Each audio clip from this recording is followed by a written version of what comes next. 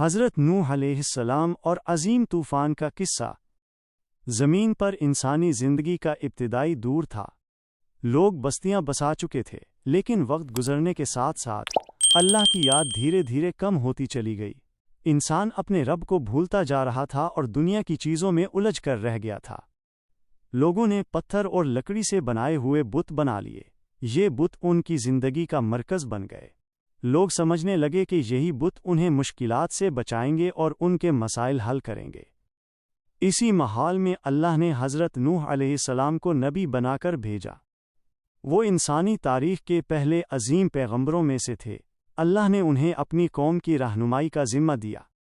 حضرت نوح علیہ السلام نے اپنی قوم کو بتایا کہ کائنات کا صرف ایک ہی رب ہے، وہی پیدا کرنے والا ہے اور وہی ہر چیز کو چلانے والا ہے۔ عبادت صرف اسی کی ہونی چاہیے۔ حضرت نوح علیہ السلام نے برسوں تک اپنی قوم کو سمجھایا۔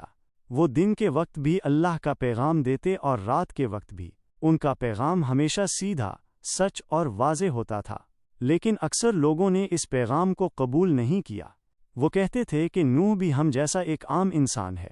انہوں نے اپنے بزرگوں کے طریقوں کو چھوڑنے سے صاف انکار کر دیا۔ حضرت نوح علیہ السلام نے تقریباً 950 سال تک صبر اور ہمت کے ساتھ اپنی ذمہ داری نبھائی۔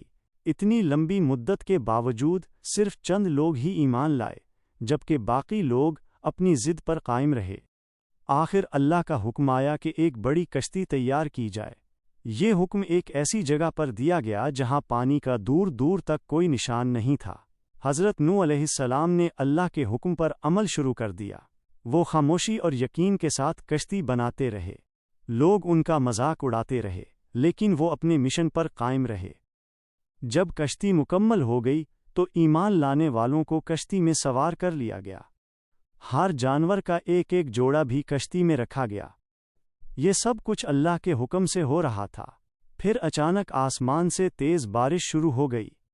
زمین سے پانی پھوٹنے لگا۔ کچھ ہی دیر میں ہر طرف پانی ہی پانی ہو گیا۔ یہ ایک عظیم طوفان کا آغاز تھا۔ کشتی بلند اور خوفناک لہروں کے درمیان چل رہی تھی۔ اندھیرا، بارش اور تیز ہوا ہر طرف تھی۔ اس سب کے باوجود حضرت نوح علیہ السلام کشتی میں پرسکون اور یقین کے ساتھ موجود تھے۔ حضرت نوح علیہ السلام کے گھر کے کچھ افراد ایمان نہیں لائے تھے۔ انہوں نے کشتی میں آنے سے انکار کر دیا۔ طوفان کے سامنے کوئی بھی جگہ محفوظ نہ رہی۔ کئی دنوں کے بعد اللہ کا حکم آیا۔ بارش رک گئی۔ زمین نے پانی اپنے اندر لے لیا اور دھیرے دھیرے پانی کم ہوتا چلا گیا۔ آخر کار کشتی ایک بلند پہاڑ جودی پر جا کر ٹھہر گئی۔ جو لوگ ایمان لائے تھے وہ سب محفوظ رہے۔ اس طرح انسانی تاریخ کا ایک نیا دور شروع ہوا۔ یہ واقعہ صبر، یقین اور اللہ کے فیصلے پر بھروسے کی ایک عظیم مثال ہے۔ اس نئے آغاز کے ساتھ ہی اللہ نے زمین کو دوبارہ ہریالی اور برکتوں سے نواز دیا۔ حضرت نوح علیہ السلام کی نسل سے دنیا میں دوبارہ بستیاں آباد ہوئیں اور انسانیت کا سلسلہ نئے سرے سے پھیلا۔